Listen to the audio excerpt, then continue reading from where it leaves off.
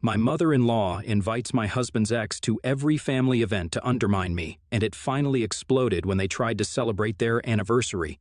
So, for context, I, 28 female, have been married to my husband, Shah, 28 male, for 2 years. Shah and I dated for 2 years before that, but we've known each other for several years since high school. We didn't start dating until a couple of years after college ended. I met him at a restaurant out of the blue. We exchanged numbers, went out on a few dates, and that's how we got here almost 4 years later. Before me, Shah was dating another girl from high school, Diane. She was a grade below us and had been with Shah since middle school. Him and I weren't exactly close, but we had a lot of common friends back in school, so I saw a lot of him and Diane together. After we graduated high school, I lost touch with him because he went to college in a different state, and we didn't see much of each other during that time. When we finally did meet at that restaurant several years later, I ended up asking him about Diane, and he told me that they'd broken up a year and a half ago. She'd been the one to dump him because she wanted different things from life and wanted a break to explore the world. But she'd come back to him someday, which just meant that she wanted to be single for a while and see other men without guilt, but wanted to keep Shah around as well as a backup option. So he stayed friends with her after the breakup but minimized contact with her. By the time he met me, he'd moved on almost entirely from Diane, and I had also started seeing him in a new light because he'd grown a lot since I last met him in high school. Shah and I became friends very quickly and easily when we met 4 years ago, and we still share the same easy and laid-back relationship even now. He says that that's something he never had with Diane. She'd always tried to make him chase after her because she believed it made her more attractive. She'd flirt with other guys sometimes, go out with her friends all the time without bothering to speak to him for days, and would never bother to check up on how Shah felt about her behavior. He stayed with her because he was young and stupid, and also because he thought that he needed to make that relationship work only because they had been together for so long. Another reason was his mother, who was a huge fan of Diane. Diane had met my mother-in-law, Sharon, 49 female, many times while they'd been together, and whenever Diane would visit, Sharon would praise her and act like a totally different person. If I go by what Shah tells me, Diane used to do the same for Sharon as well, praising her incessantly and acting like a whole other person to impress her. They'd gossip and talk about other people, mostly Shah's other female friends, which he didn't like, and sometimes even Shah's aunts and cousins. Diane is also kind of conventionally beautiful, which meant that Sharon liked her even more. I don't understand why that's a thing, but it is what it is. Shah had told me that even after their breakup, Sharon had continued to invite Diane to family events and holiday dinners. He tried to talk to his mother and get her to stop inviting her, but she claimed that she really liked her, and even though they'd broken up, she and Diane were still friends, so she saw nothing wrong with having her over. They talked almost every other week, and were actually good friends. So, that continued even after I started dating Shah and he introduced me to his family. I felt very weird about it in the beginning, and I still do, but there's a reason I'd been putting up with it for so long. The first time Shah brought me home to meet his family was for Christmas 4 years ago. We'd been dating for quite some time then, almost 8 months. Diane was also present there, and she was downright horrible to me the entire time. She was picking on my looks, my height, my outfit, my makeup, and whatnot. She was clever enough to make it all sound very humorous, like she was just joking. But Shah knew what she was trying to do and tried to stand up for me. However, Sharon shut it down and directly asked me if I had a problem with Diane's jokes, putting me on the spot. I knew that if I said that I wasn't okay with it, they'd make it seem like I was insecure or something and put me down even more. So I decided to put on a strong front and said, I don't care instead. It was petty of me, but as soon as I said it, I saw them look surprised and irritated, so I knew that I'd done the right thing. Once Shah and I came back home, he apologized to me for the way Sharon and Diane had behaved, and told me that he'd make sure his mom didn't invite Diane anymore. But I'm the one who told him not to do that. I knew the kind of women they were, and I didn't want to lose to them, if you know what I mean. I didn't want them to believe that they'd intimidated me or made me feel insecure because they hadn't, and I felt like I had to prove it. So I explained it to Shah as well. He was surprised by my opinion on this, but he didn't interfere anymore after that day. So far, every single family gathering that Sharon has hosted, Diane has been there. Every time, they behave the same way with me. Snide remarks, backhanded compliments, or constant attempts to bring up Diane's past with Shah, even when there's no need to, just to make it awkward for me. I've faced it all with a brave face and have tried to remain as unfazed as I can. Sharon has even mentioned several times that Diane was the daughter-in-law that she would have preferred and would have been the better fit for. Shah as a wife, indirectly. It was annoying, but I tried to remain unfazed because as long as Shah was by my side, I didn't really care what they said. So, Sharon and Diane could yap on forever, and it wouldn't make a difference to me. That's how I've been dealing with this for the last 4 years, and I plan on having the same attitude for the next 4 years too. I wasn't going to be the first one to snap, and that was for sure. Now coming to what actually happened and the incident that brought me here. So, 3 days back, Sharon celebrated her 49th birthday, and every year she celebrates it with all her family and friends. This year, Shaw didn't want to go and instead wanted to attend his KIO workers' engagement party, which happened to be on the same day. He had valid reasons because his CO worker would only get engaged once, and he was really close with him too. But Sharon forced him to promise that he'd attend her birthday party instead and wore him down after some days. So we decided to go to that party instead. Like every other event, Diane was invited too, and she dressed up to the nines for some reason. Even Sharon was overdressed, but at least it was her birthday that we were there to celebrate. Shaw and I had decided that we were going to leave after Sharon cut the cake and then go to the engagement party. So, at around 5:30 in the evening, my father-in-law brought out the cakes, and we were surprised to see 2 cakes because one of them said, "Happy almost anniversary." Shaw and I didn't know what the other cake signified, and neither did anyone else, so we waited for the birthday girl to explain. Instead, it was Diane who took over the reins, and to our surprise, grabbed Shaw by the arm and brought him to stand by her side. We were both too shocked to do anything because he was suddenly thrust into the spotlight and everyone was looking at him. Then Diane began to talk and explain that almost 10 years ago, on Sharon's birthday, Shaw had gone down on one knee and given her a promise ring. They were both 18 at the time and were about to go off to different colleges within a few months. It had been 10 years since that day, and she was still sporting that ring on her finger, which he even proudly showed off to everyone present there. She then proceeded to give Shaw an awkward hug that he didn't return, and Sharon cheered them on while talking about how this time she willingly let them steal her thunder so they could celebrate what could have been. The whole thing was so incredibly ridiculous that Shaw and I just stood there silently with our mouths wide open, much like all the other guests, for a good few minutes. None of us said anything because we didn't know what could possibly be said in response to something this crazy. Diane continued to babble on jokingly about how Shaw was her almost husband, and Sharon was her almost mother-in-law, so this was their almost anniversary, as if we didn't understand what the joke was. Sharon cut the so-called anniversary cake to feed it to Shaw. She first fed it to Diane, and then she tried to feed it to Shaw, but I guess he returned to his senses and backed away from his mother when she brought the slice of cake near his mouth. She looked surprised when he did that and asked him, "What's wrong?" when she asked that. Question. That's when all hell broke loose. Shaw started shouting at her and Diane about what they'd done. He tore into them and finally let years and years of anger out at the party.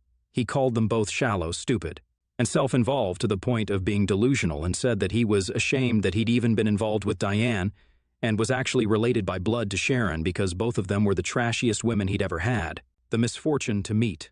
I'll admit even I was kind of taken aback by that outburst because Shaw was usually a very chill guy and rarely ever yelled or got angry at people. It took a lot to push him to the edge, and Sharon had finally done it, with the help of Diane, of course. After Shaw was done yelling at them, he stormed out of the party with me, and we took a cab to his CO worker's house instead. I tried to talk to him on the cab ride there, but he looked visibly upset and said that he didn't want to talk about his mother and his ex at that moment, so I dropped it. Then, once we reached the other party, his mood seemed to improve as he met his friends and other CO workers, and I was relieved that he was looking better. By the time we came back home, he was in a considerably better mood, and I decided to bring up what happened at the party again because I thought that he'd want to talk about it. He did not, and instead, I ended up getting an earful about how some of this was kind of my fault as well. When I brought up the incident at the party, he told me that he did agree that Sharon and Diane had tried to humiliate me with the cake, but I wasn't all innocent here either. I'd been the one who, for years now, had forced him to stay quiet and allow Sharon and Diane to behave however they pleased at these events, because I felt like I had to prove to them that I didn't care. I'd made it all about myself and my need to show people how nonchalant I was, but I'd totally forgotten that Shaw was just as involved here as I was, and this was getting on his nerves too. Sharon, Diane, and I were the ones battling it out with our mind games, but he was the one suffering, and nobody bothered to check on him and how he felt about any of this. He didn't expect it from his mother or his ex, but he did expect it from me, and said that I'd kind of let him down by putting my own feelings above his regarding this situation. That night, I argued with him and told him that he was being way too harsh and unfair to me. But now that I look back on it with a cooler head, I do think he had a point. For forcing my husband to stay quiet for years while his mother invited his ex to family events to put me down? Update 1. Okay, so I apologized to Shaw this evening. I read the comments, did a lot of introspection, and talked to a couple of my friends about this too. I came to the conclusion that I was in the wrong here, and whatever he said that day was true. I had been putting my feelings above his own, and was so busy acting like Diane. And Sharon's behavior didn't bother me that I didn't even stop to think that maybe it bothered Shaw. For his sake, I should at least have let him put an end to this if he wanted to. I made him put his own feelings aside for years so that I could win some sick mind game with people who I didn't even like, and in doing so, I jeopardized the one relationship that matters the most to me. I screwed up badly, so I knew I had to compensate for it. Shah had been giving me the cold shoulder since the day of the party, and I also had been trying to act like it didn't affect me. It's a thing that I've always had, and it's been a problem forever because my response is to just always pretend that things don't bother me even when they do. I want to be perceived as nonchalant and unfazed by anything, so I act like that and bottle up my feelings, which I now realize is a really unhealthy coping mechanism. I definitely need to work on this if I want my marriage to work, but today I skipped work and decided to get him dinner from his favorite place, along with a chocolate cake that said "I'm sorry" on it. I came home, set it all up, and made it as romantic as I could because I know he's a sucker for sappy rom-com apologies. Also, because I was just very sorry about everything I put him through unwittingly. He came back home in the evening after work and was very surprised to see what I'd arranged for him. He'd forgiven me within 15 minutes of his arrival. We had a teary reconciliation, and I ended up crying because I was so scared that I'd lose him over this when he wasn't speaking to me. We talked things out, and everything's better between us now.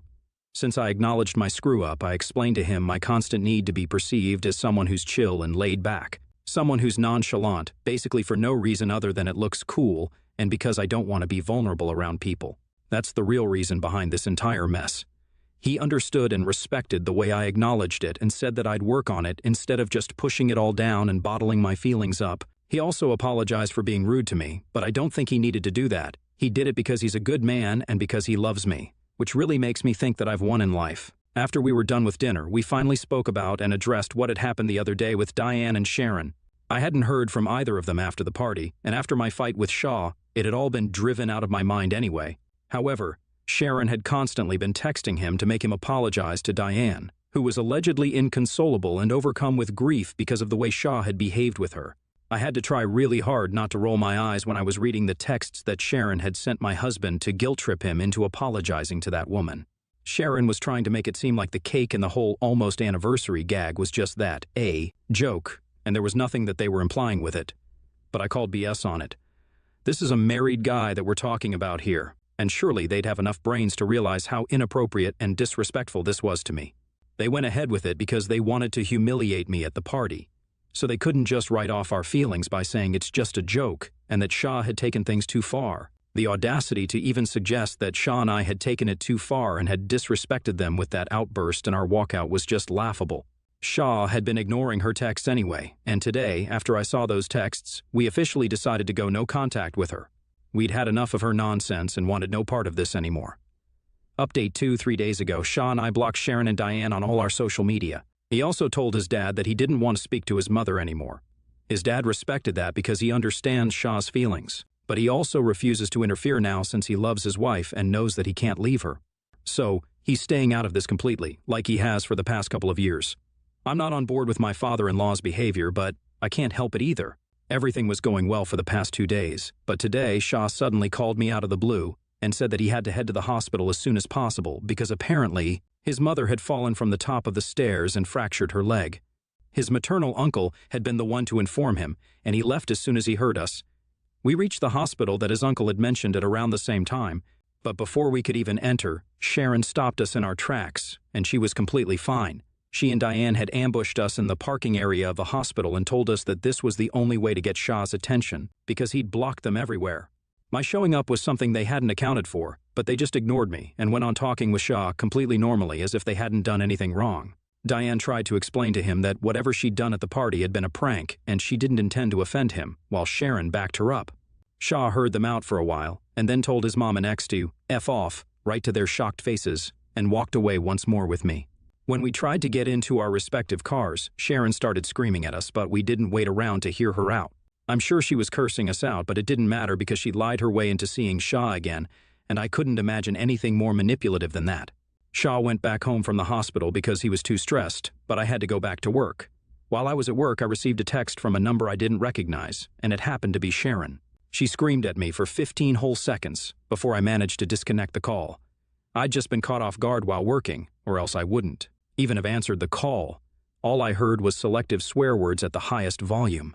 I don't know why she was mad at me, because I didn't have anything to do with Shaw's behavior. She'd pushed her own son to that extent, not me. Anyway, I blocked her and tried to get on with my day. And finally, when I got back home around 6, I got to speak to Sean.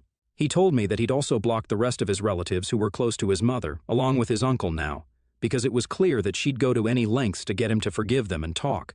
That's all we can do right now because it's not like they're threatening us in any way, and neither are they consistently stalking us or whatever, so a restraining order is out of the question. Anyway, Shah has talked to his dad and told him about what happened today, but he still refuses to intervene.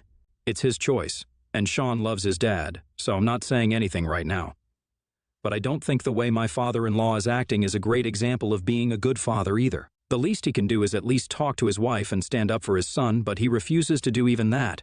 Shah loves his father, but the man has never once stood up for him when it comes to Sharon. I've only kept my mouth shut out of respect for their relationship, or else I'd have a lot to say about how his entire family is just ridiculously stupid people who literally never think of anything except themselves. How a man like Shah is a part of a family like this, I'll never understand. Update 3. Hey everyone, so it's been a week since the last update. And yesterday we decided to file for a restraining order against Sharon and Diane because of something they did to me, or at least tried to do, to be more precise. So I was coming back from work the other day, like 3 days back, and it was a Thursday. That day, on Thursdays, I usually stop at a coffee shop near my office and get myself a frappuccino as a little treat. Last Thursday, I was about to do the same, but as soon as I entered the shop, Diane and Sharon left their seats, where they'd been waiting for me, and came right at me with their coffees. Before I could even react, both of them had splashed me in the face with it, and then Diane even grabbed some of the whipped cream from her cup and dumped it into my hair. I was stunned and just sort of froze on the spot for a while before the baristas rushed to help me clean up a little.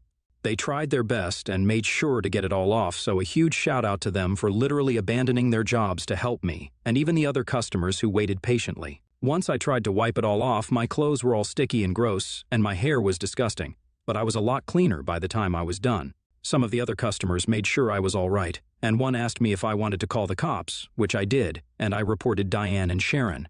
I pressed charges against them, but they got off with nothing more than a slap on the wrist and a fine because this was just a misdemeanor and hadn't actually harmed me, unless you're talking about my clothes from that day, which I can't wear to work again because of the faded brown coffee stains all over the front. Nevertheless, we did press charges, and that went on their record, so that will help with the case. Sean wanted to take this public and post about this on social media so that more and more people would know and stay away from Diane and also his mom. But he changed his mind when he realized I just wanted to move on from this without any more discussion. Honestly, that incident kind of shook me up, and it sounds silly, I know, but it did make me think that if things were worse, then it could have easily been something more than just them throwing coffee at my face. They could have seriously hurt me if they wanted to because they knew my routine from my social media, and they knew my address. So this could have gone south easily. Sean and I have had a decent financial year, so we'd already been considering moving. And now, after what happened, we definitely will be moving. We'd also been thinking about having babies and we're going to start trying soon enough. But my in-laws won't ever get to meet my kids. We've cut off my father-in-law as well after he refused to intervene even after the coffee incident. Shah got into a big fight with him and then cut him off as well. I, for one, am relieved. I won't be seeing or hearing from these people ever again.